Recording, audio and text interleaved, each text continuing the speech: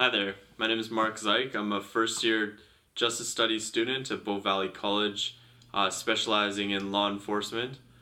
Today I'll be taking you through my portfolio and the ways I demonstrated professionalism throughout the portfolio.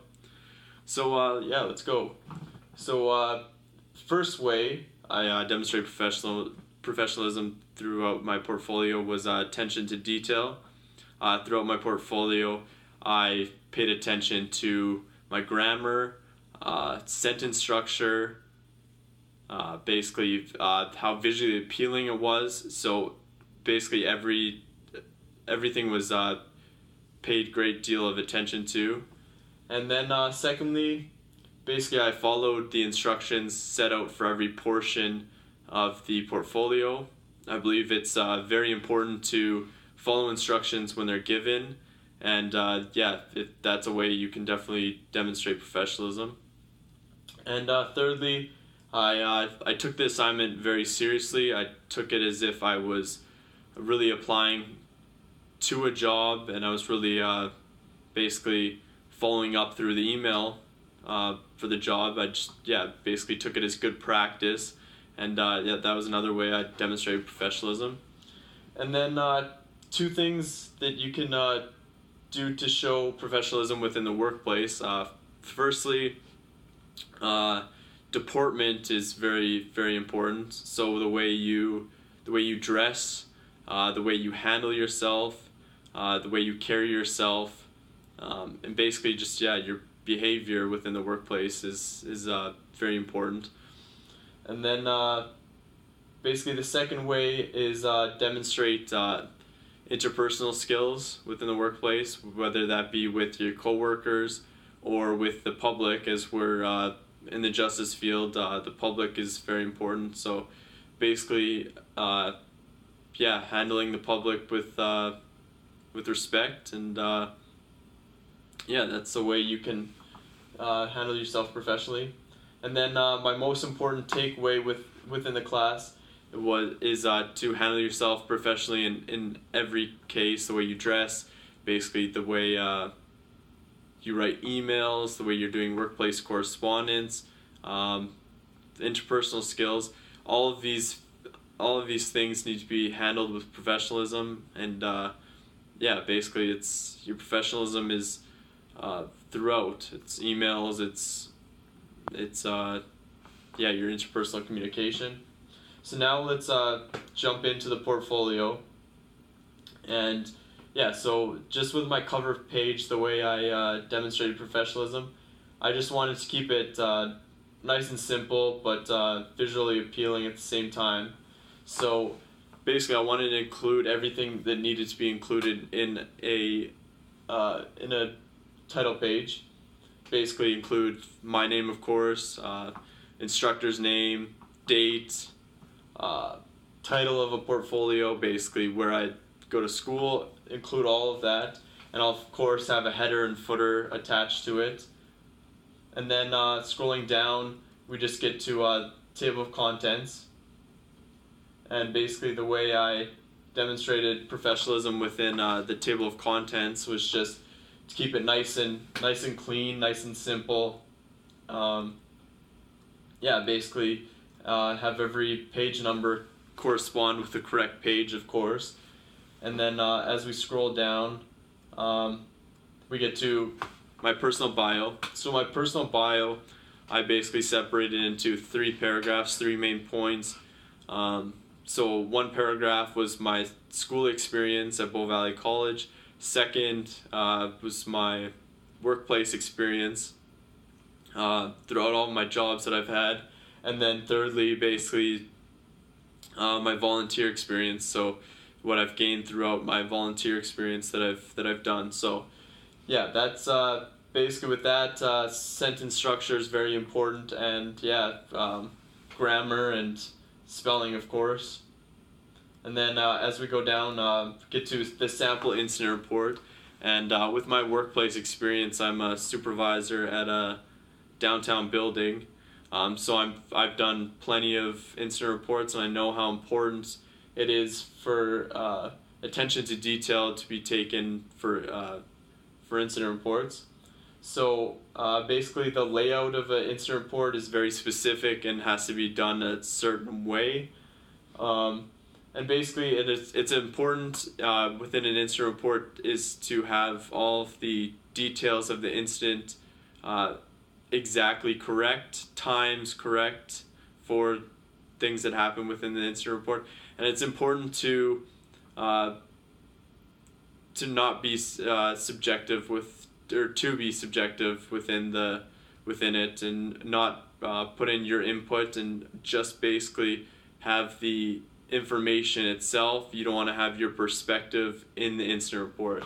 So that's a big importance of the incident report. So then as we scroll down here, we get to the progress report.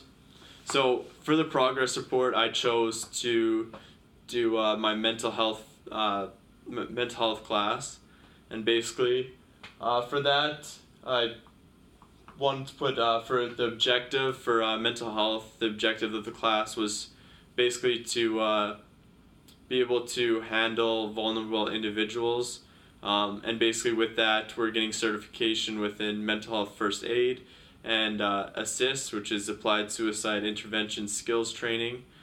So yeah, wanted to lay out that, of course lay out the work completed within the class and the work still remaining and the problems. So with this, the layout is extremely important, and of course spelling's important, everything like that, but especially the layout, you want to have it laid out a specific way. And then as we scroll down, we get to the workplace correspondence sample. So for me, the workplace correspondence, I was acting as a supervisor of security at Bow Valley College, and I was doing a workplace correspondence to my employees, letting them know that WMIS training had to be completed by a specific date. I laid out 2 different training dates that they could attend, and a date also in which they needed to respond to by. So with this, I believe that it's very visually appealing, and it is, of course, it's laid out in a very specific way as well, basically outlining the employee, and then also outlining me as the supervisor and the 2 dates they can choose from and to respond to me by the specific date. So that's that's the ways I demonstrate professionalism within that. And then we get down to the sample recommendation report. So for this, I also pretended as if I was a supervisor at Bow Valley College security as well, and basically outlined a specific problem I had outlined and a potential solution to that problem. So with recommendation reports, it's very specific the way it's laid out. You want to have a brief introduction, and then you want to also lay out your problem and potential solution you have to that problem. So that's very specific in the way it's laid out as well. So and then the sample summary, basically summary is pretty straightforward. You want to just take the information you believe is of value of a specific article and put it within a paragraph. So for me, I took fentanyl use within Calgary as my article because I believe it's very relevant to us in the justice field. And yeah, I basically just did a sample summary outlining the key points of it. And then we get down here to my cover letter. So for my cover letter, I basically was responding to a community peace officer position, and this is a position I am very interested in and I want to get into as a next stepping stone. So this basically, I triple checked everything, basically for spelling, sentence structure, everything like that, and it's laid out also in a very specific way. So then as we get down to my resume, basically my resume, first I outlined my work experience, and basically laid out that, and then also laid out basically different skills and certifications that I've gained throughout the years that are applicable to the job I'm applying to. And then finally we get down to sample email, so basically a follow-up email to the position I had interviewed for.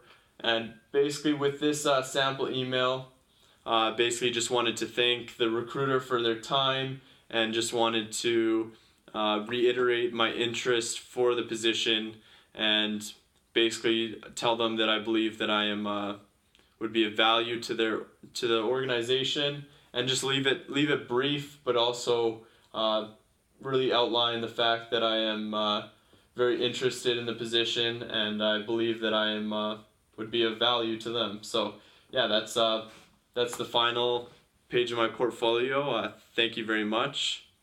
Bye bye.